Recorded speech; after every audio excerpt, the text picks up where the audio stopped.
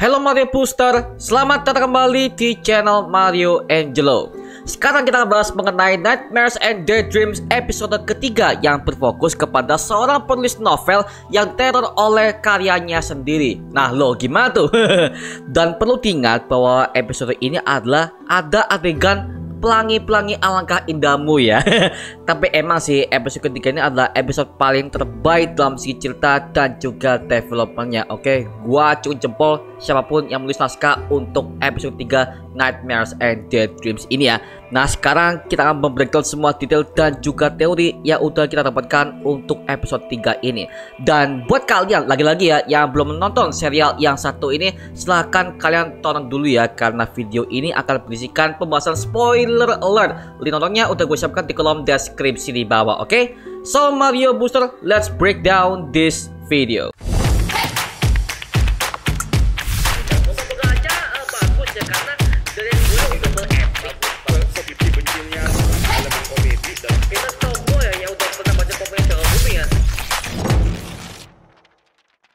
Episode ketiga yang berjudul Poems and Pain yang berlatar di Jakarta tahun 2022, di mana awal kisahnya menceritakan tentang seorang penulis novel yang bernama Rania Dewi, yang dimana dia ini terkenal lewat sebuah novel karyanya yang berjudul Puisi dan Luka yang mencapai bestseller di tahun lalu dan menaikkan karirnya sebagai seorang novelis.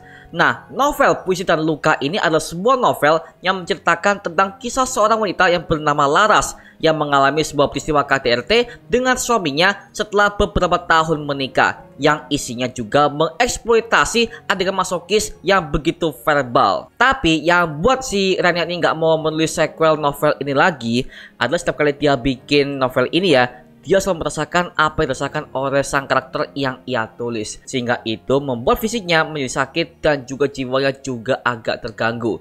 Maka dari itu Rania menulis sebuah buku baru untuk mendapatkan judul dan tema baru yang bernama Novel Titik. Nah, Novel Titik ini adalah karangan dari Rania Dewi sendiri. Ternyata novelnya justru tidak laku dan banyak banget cemoohan para fansnya sampai kepada para reviewer buku di sosial media.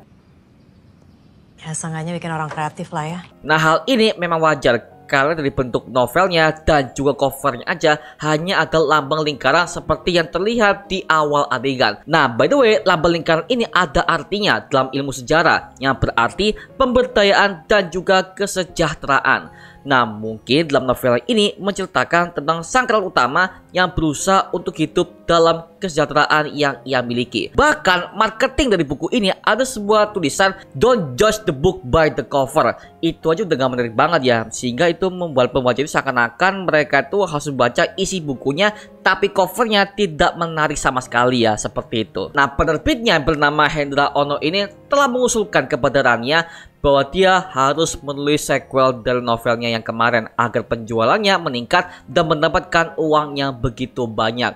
Tapi Rania ini terus mengelak bahwa dia nggak ingin menulis buku tersebut dan beralasan bahwa dia ingin pensiun dari mengerjakan sebuah konten eksploitatif yang seperti itu. Padahal kenyataannya dia udah mengalami berbagai macam kejadian aneh setiap kali dia menulis Puisi dan Luka di buku pertamanya. Nah, di sini ada beberapa detail yang cukup menarik ya. Ketika Rania ini mengecek sebuah video lamanya, di mana saat itu dia membuat novel pertamanya, itu berada di tahun 2019, yang dimana di background kamarnya tampak sangat sederhana. Sedangkan sekarang Rania sudah berada dalam sebuah rumah yang lebih mewah dan futuristik dalam segi desain interiornya. Nah, sudah terlihat jelas bahwa novel pertamanya itu laku keras sampai-sampai dia bisa mengambil KPR rumah sebesar itu. Akhirnya karena desakan dari penerbitnya ya, dia memutuskan untuk membuat sebuah sequel novel dari Puisi dan Luka. Lo yakin kalau misalnya gue nulis sequel Puisi dan Luka itu bakal laku? Potong kuping gue kalau nggak. Dan dia menyiapkan semua keperluannya seperti laptop, meja belajar, pulpen, dan yang lain sebagainya. Dan juga si Rania ini mendapatkan sebuah inspirasi dari sebuah video di internet tentang cara melakukan meditasi untuk memompa kreativitas dalam individunya, agar supaya ketika dia menulis itu konsennya jadi makin terjaga ya. Tapi di tengah dia menulis, dia mengalami sebuah kejadian yang aneh. Ketika dia menulis sambil mendengarkan jam yang berdetak, matanya perlahan menjadi putih dan mengalami sebuah kejadian seperti kerasukan sambil tangannya mengetis diri di laptop di hadapannya. Ternyata si Rania ini masuk kepada karakter yang ia tulis yang bernama Laras, yang ternyata dalam kisahnya dia telah melihat kehidupan Laras dan putrinya yang selalu disiksa oleh suaminya di dalam kamar bawah tanah. Nah, si Rania yang melihat hal itu akhirnya berdampak pada tubuhnya. Setiap kali si Laras ini udah mendapatkan pingsan dari suaminya, Rania juga mendapatkan luka yang sama. Padahal secara fisik tidak ada yang melukainya di tempat Rania berada. Ruangan sempit MRI atau peti mati? Nah, di sini letak pelangi alangkah indahmu. Akhirnya Rania ini mengecek di rumah sakit dengan kenalan dokter yang merupakan kekasih dari Hendra Ono penerbitnya, yaitu seorang dokter yang diperankan oleh Tora Sudiro. Nah, ketika dokter ini mengatakan dia punya kenalan polisi dari pasiennya, Hendra merasa cemburu karena nggak seharusnya pasien itu kenal dekat dengan dokternya. Nah, terlihat di sini wajahnya sangat suram dan dia meminta penjelasan hal itu kepada dokter tersebut sambil mencolek pantatnya layaknya kekasih. Anjir, jijik cuk. Thank you, babe.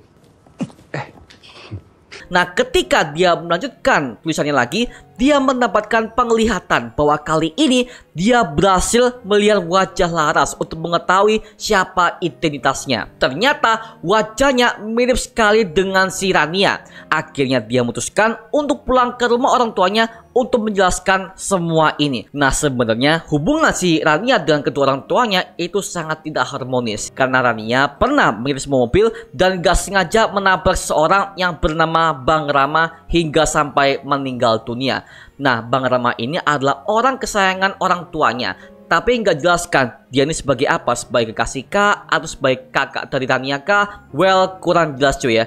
Tapi kalau kita lihat di deskripsi yang digambarkan oleh si Rania ini, kemungkinan si Bang Rama ini adalah anak angkat yang lebih diperhatikan oleh orang tua kandung Rania. Nah, setelah dia sampai, Rania baru mengetahui bahwa dia punya saudari kembar yang ternyata diadopsi oleh orang lain. Dan sampai sekarang keberadaannya tidak pernah ditemukan. Nah, ternyata bapak dari si Rania ini diperankan oleh Egy Fedli. Dan dia juga menjelaskan bahwa dia pernah bekerja sebagai wartawan di media yang berlawanan dengan masa Orde Baru. Dan bapak ini mendengar bahwa dia akan ditangkap jikalau dia itu membeberkan semua rahasia dari dalam pemerintah. Akhirnya dia memutuskan untuk memecah belah kedua anak kandungnya agar mereka berdua aman dan gak ketangkap juga oleh para aparat.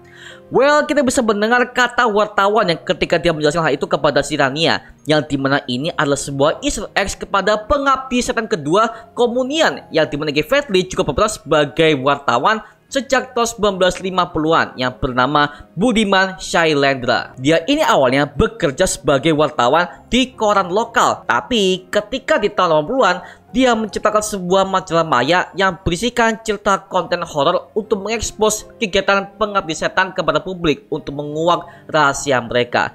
Tapi dalam series ini berbeda, yang dimana dia ini bekerja di media cetak yang berlawanan dengan Orde Baru. Memang sejak zaman Orde Baru ini ada banyak banget pers yang memperoleh kebebasan dalam berpendapat dalam Undang-Undang Nomor 11 tahun 1966.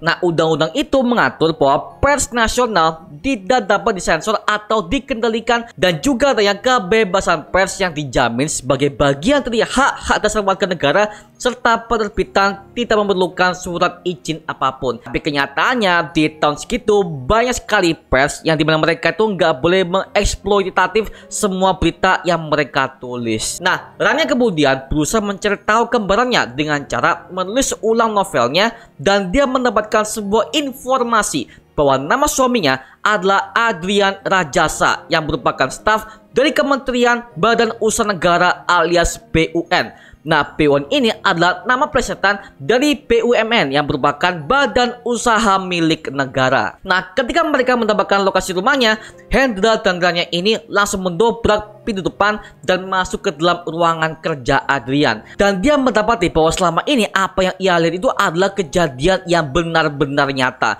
Nah, Rania pun membuka sebuah pintu yang dimana ternyata itu ada sebuah pemandangan kota yang sangat mengerikan dengan langit gelap dan juga berwarna merah.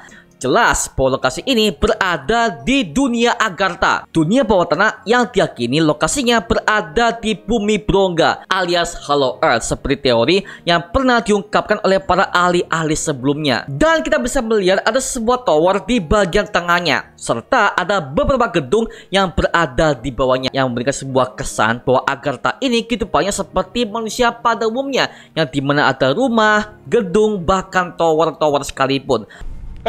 Jangan ngetes gua! Melakukan apa saja malam ini, kalian tidak bisa menahan saya. Nah, tower tinggi ini kemungkinan ada tempat bagi para petinggi Agartha berada, yang sosoknya masih disembunyikan dalam serial yang satu ini. Kemudian area ini membuka sebuah pintu bawah tanah tempat Laras dan anaknya disekap, dan kelihatan bahwa pintunya itu ada logo segitiga terbalik yang menerangkan bahwa sebenarnya Adrian adalah salah satu bangsa Agartha. Sampai pada akhirnya Laras bertemu dengan kembarannya kembali dan mengembuskan nafas terakhirnya. Nah, dengan dia udah menyesal karena nggak bisa menyelamatkan si Laras, akhirnya si Rania ini membawa anak si Laras untuk pergi dari sana. Dan Rania juga mengancam kepada keluarga Adrian bahwa dia akan menuntut balas. Nah, kemungkinan keluarga si Adrian ini juga merupakan bangsa Agartha ya, karena kita bisa melihat ketika mereka ditotong oleh sebuah pistol, mereka terlihat santuy aja dan gak merasa terancam sama sekali. Udah jelas ya bahwa mereka semua ini adalah bangsa Agartha yang menyamar menjadi manusia. Nah, setelah itu akhirnya Rania ini melaporkannya kepada polisi yang merupakan kenalan dari dokter kekasih Hendra. Dan ternyata setelah digeledah, ruangan itu tiba-tiba berubah. Yang tadinya adalah ruang kerja si Adrian, ternyata berubah total menjadi sebuah ruang tamu. Nah, ini jelas bahwa bangsa Agartha ini mampu untuk memanipulasi tempat rahasia mereka, sehingga kedoknya bisa nggak diketahui oleh para manusia. Sampai pada akhirnya Rania berjanji akan membalaskan dendam kepada Adrian beserta bangsanya, karena dia udah paham yang dia lawan bukanlah manusia tapi iblis atau semacamnya. Seperti itu ya. Iblis atau yang lebih buruk, kalian semua akan membayar mahal. Nah, sekarang kita bahas mengenai kekuatan Rania ini, yang dimana kekuatan ini udah dimulai semenjak tahun 2019 ketika dia menulis novel pertamanya Puisi dan Luka. Nah, masalahnya dari mana kekuatan ini berasal? Karena sampai sekarang kekuatan yang nggak pernah diungkapkan dari mana asalnya. Karena di final episodenya, setiap protagonis yang muncul di per episode ini memiliki kekuatannya masing-masing seperti para mutant. Jadi gua rasa dalam dunia Nightmares and Daydreams ini, dunia dibangun itu seperti kayak dunia X-Men, yang dimana beberapa orang memiliki sebuah kekuatan yang sangat misterius dan kebetulan lawannya adalah alien dari bawah tanah. Dan kekuatan yang Rania miliki adalah bisa merasuki tubuh orang lain dan mengendalikannya sesuka hatinya. Nah, kekuatan ini mirip sekali dengan kekuatan yang dimiliki oleh Ino dari serial Naruto dengan jurus yang bernama Shintenshin no Jutsu. Nah, hal ini juga membuat si Adrian yang merupakan bangsa Agartha juga terkejut melihatnya. Kenapa si Laras ini yang awalnya dia nggak bisa melawan, ternyata dia bisa melawan dan juga bisa merasuki tubuhnya sekalipun. Well, lagi-lagi semua ini adalah teori liar aja, di mana kekuatannya, bagaimana building up-nya, well, semuanya masih sekedar teori. Jadi buat kalian yang punya teori yang lebih liar lagi, silahkan kalian bisa tambahkan aja di kolom komentar di bawah, oke? Well, intinya ya, di episode ketiga Nightmares and Daydreams ini memang cukup seru dan jadi episode yang paling terbaik dalam segi penulisannya, terutama dengan tokoh utamanya yaitu Rania yang berusaha untuk membongkar kebusukan dari bangsa Agartha, dan dia juga akan muncul di final episodenya sebagai konklusinya yang pembahasannya akan kita bahas di breakdown episode 7 mendatang. Tapi so far gimana pendapat kalian? Kalau kalian punya teori ataupun detail yang gak gue sebutkan di video ini, bisa kalian tambahkan aja di kolom komen di bawah dan kita bisa diskusikan bareng seperti biasanya, oke? Itu cuma mengenai video kali ini. Jangan lupa like, comment, dan subscribe untuk mendukung gue sama video mendidik dan menghibur kalian semua. Karena gue janji sebisa mungkin gue akan buat video seperti ini lagi untuk kalian semua. Dan jangan lupa follow semua sosial media kita di Instagram, Twitter, TikTok, bahkan Spotify kita ya. Linknya untuk gue siapkan di kolom deskripsi di bawah. Karena situ kita juga update berbagai macam konten terbaru buat kalian semua. Dan kalau kalian ingin join bersama kita di grup komunitas, langsung aja join di grup ya kita, namanya Mario Booster Official. Linknya untuk gue siapkan di kolom deskripsi di bawah. Dan juga terima kasih buat kalian yang udah bergabung ke membership community. Nama gua Mario Angelo dan sampai ketemu di video berikutnya. Adios semuanya. Wuh!